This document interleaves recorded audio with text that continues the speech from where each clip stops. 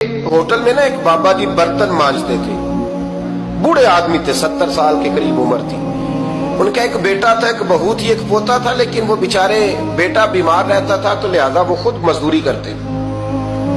कहते एक दिन वो बाबा जी मेरे पास आए, कहने लगे मेम साहबा 2-4 दिन की छुट्टी चाहिए। तो मैंने कहा खैरियत है? कहने लगे मैडम मेरा बेटा फौत हो गया। बेटा, आपको पता है बाप का जनाजा पढ़ना आसान है, बेटे का जनाजा उठाना बड़ा मुश्किल काम। कहती है मैं कुछ लिख रही थी, मेरे हाथ से कलम गिर गया। मैंने खुद गाड़ी भेजी, बाबा जी गांव चले गए जहां वो रहते थे। कहती 2-3 दिन के बाद मैं और मेरा शौहर गए तो रास्ते में हम बातें कर रहे थे कि क्या ताज़ियत करेंगे। एक ही बेटा था, कोई रिश्तेदार भी नहीं, तो उसकी तो कायनात उजड़ गई। किन लफ्जों से उसे ताज़ियत क्या कहेंगे। कहते जब हम गए तो वो टूटी हुई चटाई पे बैठा था, कुछ लोग करीब थे। हमने जाके कहा बाबा आप मुसलमान हैं, हम आपको क्या नसीहत करें, एक ही बेटा था, कि किस तरह करके हम आपको तसल्ली दें। तो कहते उसने आंखें खोली, बूढ़ी आंखों में ईमान की रोशनी।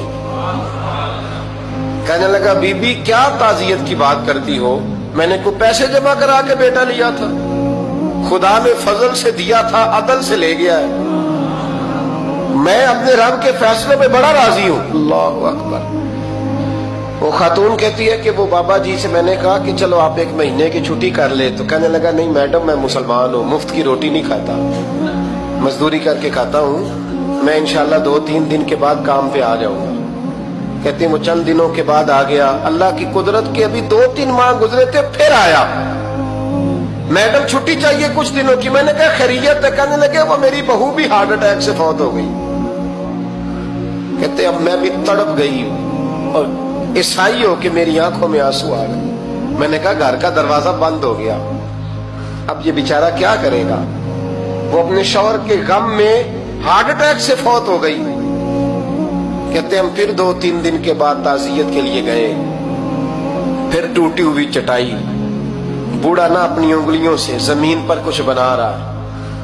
कहती करीब गई और मैंने जाके कहा बाबा अब तो तसल्ली आपने खुद ही करनी है, जो निजाम था वो तो हो गया। तो कहते हैं फिर उसने आंखें खोली, आसमान की तरफ देखा तो कहने लगा बेटी कोई परेशानी नहीं, मेरा बेटा बगैर शादी के भी तो फौत हो ही सकता था, बस मेरे मालिक ने जब चाहा जैसे चाह हुआ। मैं इंशाल्लाह 2-4 दिन के बाद काम पे आऊंगा। ये मेरा 3-4-5 साल का पोता है, अभी स्कूल दाखिल हुआ है, मैं साथ ले आऊंगा, वहां मेरे साथ ऊपर क्वार्टर में जहां मैं रहता हूँ ये भी रहेगा। कभी कभी मैं देखती छत पे खड़े होके कि दादा घोड़ा बना हुआ है और पोता सवारी कर रहा है। वो सवेरे उठता, उसको स्कूल छोड़ के आता, शाम को लेके आता, प्यार करता, मोहब्बत करता। तीसरी मंजिल पर हमने क्वार्टर दिया हुआ था, वहां दादा पोता रहते। अल्लाह तू बड़ा बेनियाज है। कहती है इकबाल एक दिन ना पोता ऊपर वाली मंजिल पे खेल रहा था, उसका पैर फिसला, वो गर्दन के बल जमीन पे गिरा। मुझे खबर हुई तो मैं दौड़ी, एम्बुलेंस मंगाई। खून से लिथड़े हुए उस बच्चे को दादे ने अपनी गोद में रखा। और जब हम अस्पताल की तरफ गए तो हॉस्पिटल बाद में आया, जनाबे इजराइल पहले आ गए और कहते वो गोद में दम तोड़ गया। फिर दादे ने उसे अपने हाथों से गुसल दिया, फिर उसने अपने बूढ़े हाथों से कब्र खोदी और फिर मिट्टी डाल के कहने लगा इन्ना लिल्लाहि व इन्ना इलैहि राजिऊन। जे सोना ही मेरे दुख विच राजी, जे सोना ही मेरे दुख विच राजी। फिर सुख नु चुल्ले डावा। कहते वो मिट्टी डाली उसने और जब वो वापस पलटा तो मैं बाजू से थाम के होटल करीब लाई और मैंने उसके करीब कहा कि बाबा तू टूट गया है, तू बिखर गया है। तो कहते यूं उसने हाथ रखे और यूं आंसू छटक दिए।